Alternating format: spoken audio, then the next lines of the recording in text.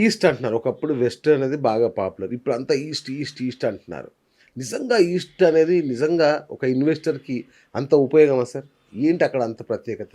చాలా మంచి క్వెషన్ అండి. నిజంగా ఎవరైతే ఇన్వెస్ట్ చేయదలుచుకున్నారో వాళ్ళకి మాత్రం ఇవాళ మీరు అంటే కళ్ళు తెరిపించే ఒక ఎగ్జాక్ట్‌లీ. అద్భుతమైన క్వెషన్ చేసినారు. Thank you sir. ఎందుకంటే మనకు వెస్ట్ సిటీలో 2,000-3,000 రూపాయలు మీకు తెలుసు, నాకు తెలుసు, అందరికీ తెలుసు. 2,000-3,000 రూపాయల గజం ఇవాళ పరిస్థితి 2-3 లక్షల రూపాయలు అయ్యింది. యెస్. అంటే ఇక్కడ ట్రైన్ వెళ్ళిపోయింది. నేనైతే పొలాలు కూడా చూశాను సార్ ఇక్కడ. ఎస్ ఎస్ కాబట్టి ఏంటంటే ఈస్ట్లో ఇంతకన్నా అద్భుతమైన అవకాశం ఉంది. ఎందుకంటే మనం హైదరాబాద్ ఔటర్ రింగ్ రోడ్ లోపటే ఉన్నాము. హైదరాబాద్కి వెస్ట్ ఎంత ప్రయారిటీ, ఈస్ట్ కూడా అంతే ప్రయారిటీ. ఈస్ట్లో కూడా పోచారం లాంటి ఐటీ హబ్స్ ఉన్నాయి. అవును. నెక్స్ట్ వచ్చేసి ఆ ఏరియాలో కూడా బ్రహ్మాండమైన ఫార్మా ఫ్యాక్టరీస్ ఉన్నాయి. నెక్స్ట్ వచ్చేసి తెలంగాణలో హైదరాబాద్ తర్వాత మళ్ళీ అత్యధికంగా జనాభా ఉన్న కార్పొరేషన్ కనుక తీసుకుంటే వరంగల్ టౌన్, వరంగల్ కార్పొరేషన్. ఇప్పుడు ఆల్మోస్ట్ దాని క్యాపిటల్ అంటున్నారు. నెక్స్ట్ క్యాపిటల్ అంటున్నారు. తెలంగాణ నెక్స్ట్ క్యాపిటల్ అది. ప్లస్ ఎయిర్పోర్ట్ కూడా ఆల్మోస్ట్ వర్క్స్ అన్ని స్టార్ట్ అయిపోయినాయి. బహుశా ఇంకొక 1 yearలో ఎయిర్పోర్ట్ కూడా స్టార్ట్ అవ్వచ్చు, 1+ yearsలో. కాబట్టి ఈస్ట్లో ఇప్పుడు పెట్టుబడి పెడితే ఎవరైతే పెట్టడానికి రెడీగా ఉన్నారో నిజంగా కూడా ప్లాన్ చేయండి. ఎందుకంటే ఇప్పుడు మోస్ట్ రిలయబుల్ ప్రైస్లో ఉన్నాయి. డెఫినెట్గా ఇది 1-2 years తర్వాత ఈ ప్రైస్ దొరకదు. అవును. మరొక వెస్ట్ అంటే వెస్ట్లో ఇవాళ ఏ ప్రైజెస్ చూస్తూ ఉన్నామో ఈస్ట్ కూడా అతి త్వరలో ఆ ప్రైస్కు రీచ్ అయిపోతుంది. ఎందుకు సార్ హైబ్రిడ్ ఎకానమీ అంటున్నారు, హైబ్రిడ్ డెవలప్మెంట్ అంటున్నారు, ఏంటి నాకు అర్థం కాదు. హైబ్రిడ్ డెవలప్మెంట్ అంటే మీరు ఐటీ తీసుకోండి, ప్లస్ వచ్చేసి ఫార్మా తీసుకోండి, నెక్స్ట్ వచ్చేసి ఇండస్ట్రియల్ జోన్. ఇప్పుడు ఈ మనకి వరంగల్ హైవేలో ఏంటంటే విపరీతంగా మనకు చాలా ఎక్కువ మోతాదులో మనకి గవర్నమెంట్ ల్యాండ్స్ ఉన్నాయి. ఈ గవర్నమెంట్ ల్యాండ్ ఎక్కడ ఉంటుందంటే అక్కడ డెఫినెట్గా ఫర్దర్ డెవలప్మెంట్ అనేది జరుగుతుంది. ఎందుకంటే గవర్నమెంట్ ఏ క్షణం ఎవరికైనా కూడా ఏ కంపెనీకైనా అలాట్ చేయవచ్చు. కాబట్టి అదొక ఇండస్ట్రియల్ జోన్లో గవర్నమెంట్ కూడా లుక్ ఈస్ట్ పాలసీ ఒకటి అనౌన్స్ చేసింది. అట్లాగే 2050 మాస్టర్ ప్లాన్ అనేది ఒకటి స్టార్ట్ చేసింది. సో దానిలో ఈ యాదాద్రి క్యారిడార్ ఏదైతే ఉందో దాని పాత్ర ఎలా ఉండబోతుంది సార్? యాదాద్రి అనేది మనకు ఇప్పుడు ఆంధ్రాలో కనుక తీసుకుంటే తిరుమల తిరుపతి దేవస్థానం ఎంత ప్రఖ్యాతగాంచిందో ఇప్పుడు అట్లాగే మనకు తెలంగాణ ప్రభుత్వం కూడా యాదాద్రికి ఒక సుమారుగా 1,800 కోట్ల రూపాయలు ఇచ్చి టెంపుల్ రెనోవేషన్ అనుకోండి, చుట్టూ ఓఆర్ఆర్ అనుకోండి, ఆ టౌన్ డెవలప్మెంట్ అనుకోండి, చాలా అద్భుతంగా అంటే పాత టెంపుల్కి ఈ టెంపుల్కి సంబంధం లేకుండా చాలా అద్భుతమైన డెవలప్మెంట్ చేసినారు. నెక్స్ట్ వచ్చేసి మనకు భువనగిరి వచ్చేసి శాటిలైట్ సిటీగా ఎప్పుడో అనౌన్స్ చేసినారు. అది అందరికి తెలిసిన విషయమే. నెక్స్ట్ ఎవరైనా కూడా సిటీ నుంచి ఒక ఆధ్యాత్మికంగా విజిట్ చేయాలంటే మాత్రం లక్ష్మీ నరసింహస్వామి యాదాద్రి టెంపుల్ విజిట్ చేస్తారు. ప్లస్ అదొక స్పిరిచువల్ హబ్ లాగా ఉంటుంది. పక్కనే జైన్ టెంపుల్ ఉంది. నెక్స్ట్ ఈ మధ్యలో అద్భుతంగా బాగా ప్రఖ్యాతిగాంచిన స్వర్ణగిరి వెంకటేశ్వర స్వామి టెంపుల్ సుమారుగా వీకెండ్స్లో 1,00,000 మంది వస్తూ ఉన్నారు. ఇది అందరికి తెలిసిన విషయమే. ప్రతి ఒక్కరు విజిట్ చేస్తూ ఉన్నారు. కాబట్టి ఏంటంటే యాదాద్రి టెంపుల్ అనేది ఒక స్పిరిచువల్ సర్క్యూట్. అట్లాగే గోల్డెన్ ట్రయాంగిల్ అనేది కూడా ఒకటి చెప్తున్నారు. అంటే సంగారెడ్డి నుంచి చౌటుప్పల్ వరకు కూడా ఒక కారిడార్ ఒకటి చేస్తున్నారు. మన బృందావన్ కూడా అదే దాంట్లో ఉందండి. అవునండి, దానికి పక్కన అంటే RRRకి ఆల్మోస్ట్ ఒక 2 to 3 కిలోమీటర్ డిస్టెన్స్ లోనే మన బృందావన్ ఉంది. యాదాద్రి టెంపుల్, యాదాద్రి పట్టణం కూడా దానికి ఆనుకొనే ఉంది. మనకు గోల్డెన్ ట్రయాంగిల్ వచ్చేసి మనకు సంగారెడ్డి టు చౌటుప్పల్ చెప్తా ఉన్నారు. ఎందుకంటే ప్లానింగ్ ఏంటంటే అనేక రకాల ఇండస్ట్రీస్ రావడానికి అక్కడ అవకాశం ఉంది. ప్రభుత్వానికి విజన్ ఉంది, ప్లానింగ్ లో ఉంది. డెఫినెట్గా RRR అవగానే డెఫినెట్గా అవన్నీ కూడా ఉన్న ఇండస్ట్రీస్ అన్ని కూడా కార్యరూపం దాలుస్తాయండి. దాని గురించి దాన్ని గోల్డెన్ కారిడార్ అని చెప్పేసి అంటాం. చెర్లపల్లి రైల్వే స్టేషన్ దాన్ని ఒక మినీ ఎయిర్పోర్ట్ అంటున్నారు చెర్లపల్లిని.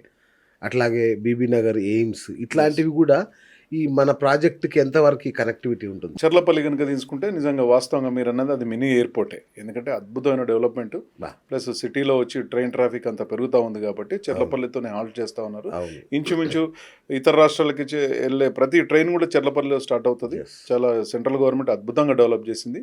అక్కడి నుంచి మన స్టేట్ గవర్నమెంట్ కూడా మీకు ట్రాన్స్పోర్ట్ అనుకోండి, ఆర్టీసీ అనుకోండి, బాగా కనెక్టివిటీ పెంచినారు. At the same time AIIMS గురించి చెప్పాలంటే నేను ఇంకా అందరికీ తెలిసిన విషయమే. ఎందుకంటే సుమారుగా 750 బెడ్స్తో 201 ఎకరంతో అంటే ఇండియాలోనే ఇంత బిగ్గెస్ట్ ఎయిమ్స్ ఎక్కడ కూడా లేదు. కరెక్ట్. నాకు తెలిసి 2026 డిసెంబర్ నాటికి ఎయిమ్స్ స్టార్ట్ అవుతా ఉన్నది. ఎయిమ్స్లో ఏంటంటే ఒక్కసారి ఎయిమ్స్ కనుక స్టార్ట్ అయిందంటే ఒక డేకి 30,000 మంది పేషెంట్స్ అక్కడ అటెండ్ అవుతారు. ఎందుకంటే అక్కడ ఉండే క్వాలిటీ ఆఫ్ డాక్టర్స్ చాలా బాగుంటుంది, చాలా సర్వీసెస్ ఉంటుంది. మీకు తెలిసిందే కదా ఎయిమ్స్ గురించి. అట్లాగే మెట్రో విస్తరణ కూడా జరుగుతుంది. మెట్రో విస్తరణ ఉంది. నెక్స్ట్ వచ్చేసి ఎంఎంటీఎస్ వచ్చేసి అప్ టు యాదాద్రి వరకు ఉంది. ఎస్. ప్లస్ కిషన్ రెడ్డి గారు రీసెంట్గా ఇది చేసినారు.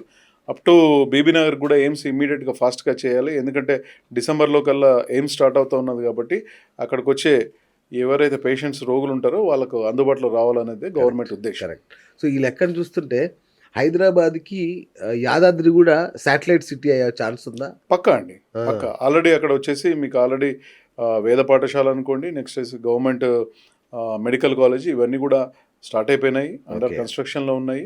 డెఫినెట్గా శాటిలైట్ సిటీ అవుతుంది. అట్ ద సేమ్ టైం ఒక ఆధ్యాత్మికమైన కేంద్రం కూడా అండి. సో ఒక రకంగా ఆధ్యాత్మికంగా ఈ దారిలో టూరిజము ఉంటుంది, మళ్ళీ అన్ని రకాలకు కూడా మనకి బాగా ఉపయోగపడే ప్లేస్. సో ఇప్పుడు మీరు అన్నట్టు మనం చూసాం వెస్ట్ లో అయితే ఇప్పుడు గజం కూడా ఎక్కడ దొరకదు, అసలు కొనలేము మనం. సో మరి ఈస్ట్ లో ఎలా ఉన్నాయి, ముఖ్యంగా మన బృందావన్లో ఎలా ఉన్నాయి రేట్లు? ఈ బృందావన్ వచ్చేసి నిజంగా ఒక కామన్ పర్సన్కి అందుబాటు ధరలో, సరసమైన ధరలో ఉన్నాయండి. మనం ఇలా సూట్ కాస్ట్ వచ్చేసి 500 SFT 36 లక్షలు అమ్ముతా ఉన్నాము. దాంట్లో 27-28 lakhs వరకు బ్యాంక్ లోన్ వస్తుంది. అదే 800 SFT కనుక తీసుకుంటే 2 bedroom 57 lakhs ఉంది. అది అప్ టు 40 lakhs కూడా మనకు బ్యాంక్ లోన్ వస్తుంది.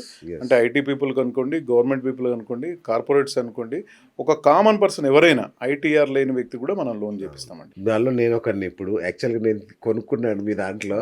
నాకు చాలా హ్యాపీగా అనిపించింది. అంటే ఈఎంఐ కట్టక్కర్ లేకుండా ఒక అద్భుతమైన అతి తక్కువ ఒక 7-8 లక్షలు కట్టేస్తే ప్రాపర్టీ వచ్చేస్తుందంటే నాకు చాలా హ్యాపీగా అనిపించింది. సో నేను కూడా కొనేసాను ఆల్రెడీ. సో నేను కూడా దీని కస్టమర్ని, ప్రేక్షకులకు తెలియాలి కదా. సో మీరు వచ్చినప్పుడు నేను అక్కడ ఉంటాను, మీ పక్కనే నేను ఉంటాను.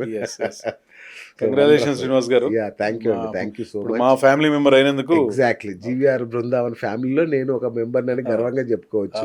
మామూలుగా సింగిల్ బెడ్రూమ్ అయితే 20,000 రెంట్ ఇస్తాను, డబుల్ బెడ్రూమ్ అయితే 32,000 ఇస్తా అని చెప్పారు కదా. సో అది ఎట్లా వర్కౌట్ అవుతుంది సార్? అది అంటే మనం ఏంటంటే టోటల్గా మోటో అంతా కూడా పిలిగ్రిమ్ బేస్డ్గానే డిజైన్ చేసినామండి. అంటే మనకి యాదాద్రికి వచ్చేసి వీక్ డేస్లో 30,000 to 40,000 పిలిగ్రిమ్స్ వస్తూ ఉన్నారు. వీకెండ్స్లో వచ్చేసి 60,000 to 80,000 వస్తూ ఉన్నారు. అదే కనుక స్పెషల్ డేస్ అయితే కనుక ఆల్మోస్ట్ 1 lakh ప్లస్ వస్తూ ఉన్నారండి. మరి టెంపుల్ కానీ, టెంపుల్ ప్రాంగణాన్ని కానీ తెలంగాణ గవర్నమెంట్ ఇంత అద్భుతంగా డెవలప్ చేసింది.